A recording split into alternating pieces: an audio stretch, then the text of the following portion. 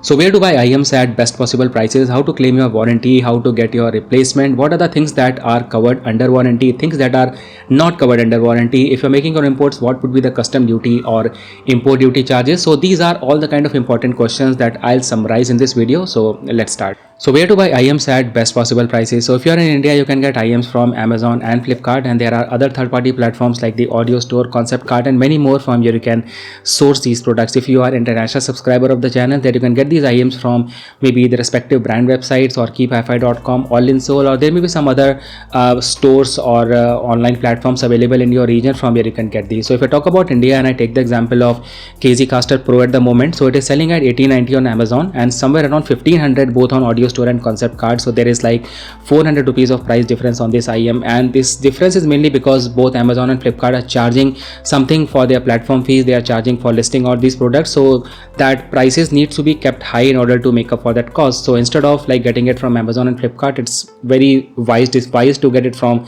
the respective brand stores. Also, some people in the past have asked me like whether it's safe to get products from these websites, whether the products are genuine. So if you check the brand information on Amazon, so you can see that this product is being provided by Concept Card. So instead of like going for Amazon and Flipkart, you can get it from the respective brand store. Also in the past, many of you have said that why I'm promoting products from these online stores. So the thing is like they provide us with products in exchange of review. Not all the products, because there are plenty of products that are coming from brands and from other online stores as well. But the thing is like they are providing us product for an exchange of a review, and when I'm reviewing the products, it's actually the review of the product which is being manufactured by some company. I'm not pushing you to buy products from these online stores. Get it from anywhere you like, get it from anywhere from where you're getting for a cheaper price. But the thing is, I am an affiliate to them, and if you're using the links that are there in the description, so I get some commission and it helps channel to sustain, and it's really a very normal or you can say a very generous gesture, because even if I'm watching someone else video and there are some affiliate links, I try to make my purchase from those links so that that person gets something in return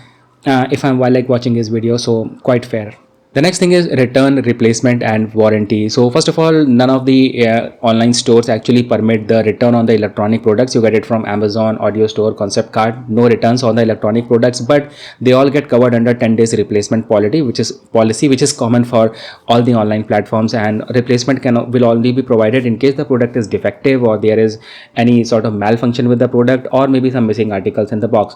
Now, these are just my thoughts, like just in case you're buying anything from Amazon. So I believe that the replacement would be completely hassle free, like no questions asked, and that 400 to 500 rupees they are charging for that is the kind of service Amazon is providing and the kind of control Amazon has on the sellers. And sellers are also like very much careful about not having any sort of negative reviews. So like 1 or 2 products get returned, it doesn't matter to them a lot. They are already charged you 400 rupees extra, and even though the box was opened and it was sent back to the seller, so they will resell it in the form of an unboxed unit. So that's completely fine. But let's say you get the same product from their online store at 400 rupees lesser price.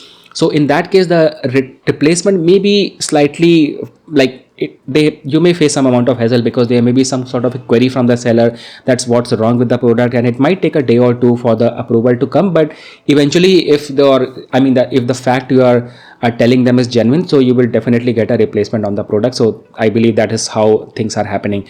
Also, I want to mention that recently I was having a discussion with my collaborator, and I asked him that what's the primary reason people want to file a replacement, return or claim the warranty. So according to him, it was like people buy the product and they don't like it, and now they want to return the product and want their money back. So this is one of the primary reason people are placing the return.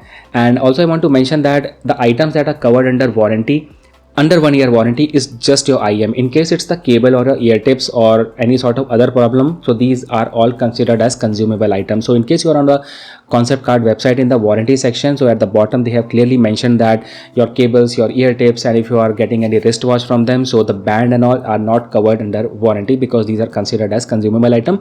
And even if you are on the Audio Store website, so they went a step ahead and they are mentioning it on their every product that the cable is covered under 1 month of warranty. So these are all small little things that you need to know. At this point, I also want to mention that in case you are getting an IEM or any of these products, make sure that you don't buy these things on a completely opposite sound signature. Like for example, you are using something from Boat and you're buying the KZ ZSN series, or maybe you're buying the Moondrop Chew 2. So these would be completely opposite sound signature. So I have like very much detailed video covered on these small important topics in one of my videos called, I think, buying your first IEM. So that would be very important. So in case you follow the steps or the point listed in that video correctly, you will not end up like returning the products or falling into hassle of all these complications. Now the next thing is import duties and custom charges. So a lot of people have actually asked me when I was pushing them to get the AGO one, that how much will be the custom duty or import duty charges. So first of all, there is no concrete parameter on how the custom duty or import duties are imposed,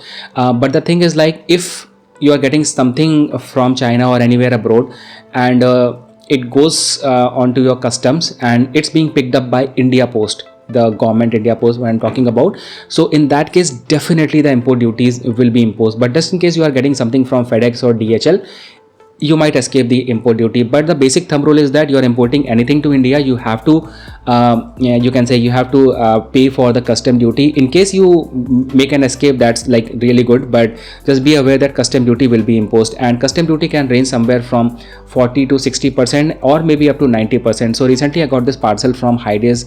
It was like one audio player, the music player, which I recently reviewed, and also one of these IEMs, and I had to pay total of 12,734 rupees on the import duty, which was really a huge amount. And I'm telling you that I have paid this import duty. This is like the maybe second or the third time I'm paying the import duty in last 5 years, but this amount was the highest. So I believe that they charge like around 80 or 90% on the entire amount. Also, I want to mention that just in case you are getting the same thing from Amazon here, so this music player alone is priced at around 35,000 in India. So you can already say that there is like huge amount of import duties if you're getting anything to India. So I think this was all about it I wanted to cover in this video. In case you have any more queries related to any topics that I discussed in the video, make sure to drop your comments in the comment section below. So thank you so much for watching, and I'll see you in the next one. Take care.